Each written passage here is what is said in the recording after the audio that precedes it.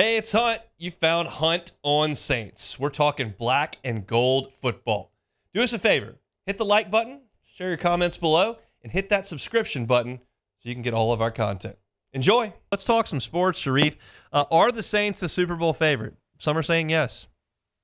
I come on here and joke a lot, say 17-0, but look, they did what they were supposed to do times 10 because last year beat the Panthers, but the offense looked like an absolute mess. You remember that game at home, Eric McCoy and Derek Carr went at it after that one play whenever Carr got sacked. It was different. I mean, you saw the pre-snap motion, play action. You saw a little bit of everything with the offense. Clint Kubiak called a masterful game, the 9 straight possessions with the starters scoring some points, the 47 points, the franchise record in the opener. I mean, you couldn't have asked for anything better, honestly. Maybe like a couple more touchdowns instead of field goals. But outside of that, that was done really well. It was really well. I mean, you got to see a little bit of everything from the offense. Was there anything that surprised you about the offense pleasantly? You're going to love this. The offensive line. Trevor Penning. Trevor Penning, outside of one holding call, I thought he was a mauler, especially in the run game. You saw a couple of times Alvin Kamara run to the right side, and Trevor Penning was just bullying that side of the line for the Carolina Panthers. He was just mauling people, and he was opening holes. And even Tele Fuaga did a pretty good job on the left side to open up that big hole for Jamal Williams to run on that touchdown. They had 180 yards on the ground. You got to eventually give the offensive line credit. I know people want to say it's Carolina Panthers, but I can tell you, like I told you a second ago, last year they weren't even close to doing the same thing. So I think that was it's a good step in the right direction. I'm not going to say, yay, we're going to say the Saints are the playoff favorites. They're going to win the NFC South, but it's a good step in the right direction. It's what you wanted to see from Derek Carr, wanted to see from the offensive line, you wanted to see from Clint Kubiak. So you got exactly what you wanted against a bad team. I talked in my first hour about Alvin Kamara, understanding that he's got some financial desires that he wants to see rectified over the next 12 months, but they're not affecting him from going to practice and going out there and producing. And then he's in great spirits in the post-game press conferences from what we can see. That doesn't always happen in sports, and I think that's a huge credit to Kamara for the way that he's handling everything. I really appreciated what he said about how much he loves the fans, how much he loves the city. I'm kind of paraphrasing. He didn't want to look selfish by sitting out and not playing for the city, the fans, and his teammates, and showed up. I mean, you got 83 rushing yards, the most he's had since the 2022 finale against the Carolina Panthers, and he had 107 yards. By the way, he still hasn't had a 100-yard game since then. Yeah. But you saw that. You saw the 104 total yards, 104 yards from scrimmage. He looked sharp. He looked sharp, man. He looked very focused, locked in. I mean, whenever your offense is like that and your running backs are doing that and Alvin Kamara is able to, float around and run in space and you keep him happy, well, you're going to keep a lot of people happy. You're going to keep the fan base happy. We're going to talk about it in a second when it comes to the Derek Carr and the fan base thing. But, Alvin just being very focused and locked in and happy, man. The smile he had on the podium after the game just said it all, man. I know he has his house up for sale, but he has so much love for the city. He has so much love for the fan base.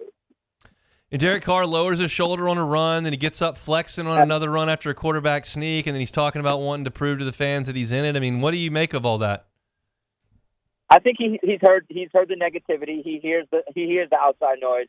Although he says, I'm not really paying attention to it. He's paying attention to it a lot. So, and the fans, they're mostly positive.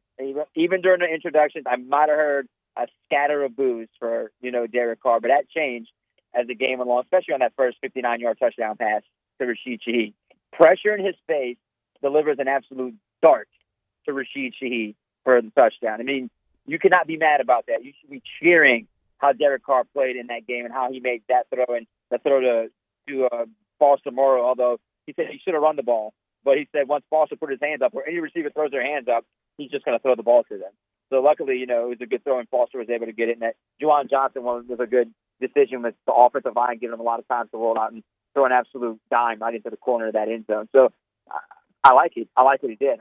Now, of course, I want to see what they do Sunday in Dallas. But, yeah, it's nice. It was nice to see. And I think the fans, let them hear it.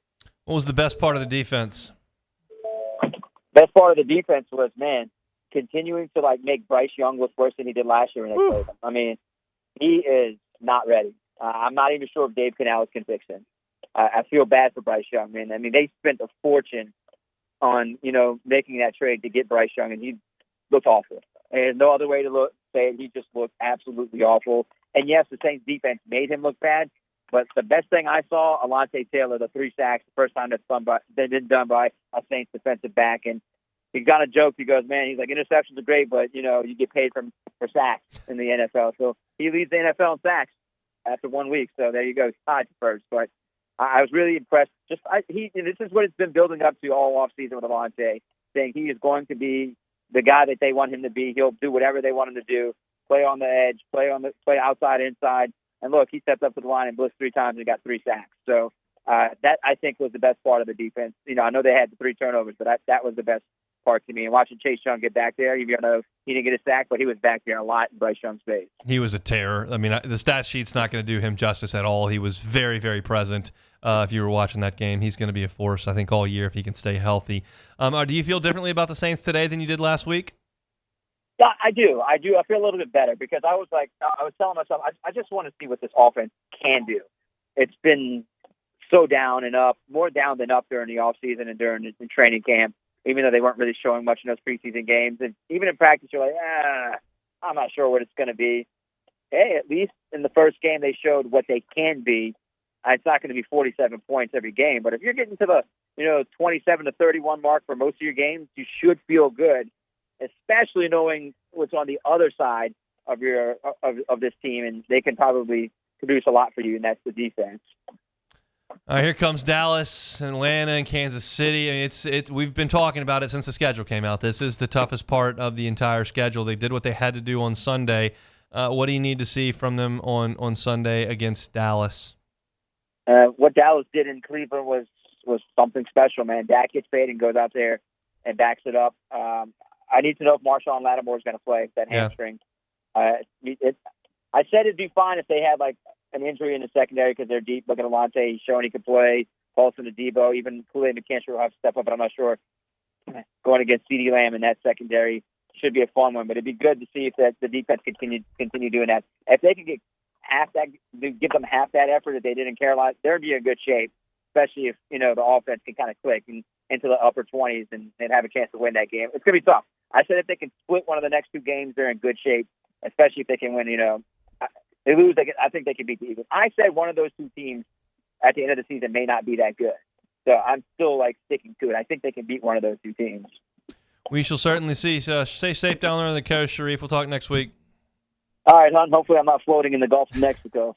We hope that very much. We'll talk to you next week. Sharief Ishaq, WDSU, down there in Grand Isle on hurricane duty, but good enough to step aside and talk a little bit of Saints with us here on the Hunt Palmer Show. Hey, it's Hunt. Thanks for watching Hunt on Saints. Before you leave, help us out a little bit. Hit that like button, leave your comments in the section below, and hit that subscribe button so you get all our content right here from Hunt on Saints. We'll see you next time.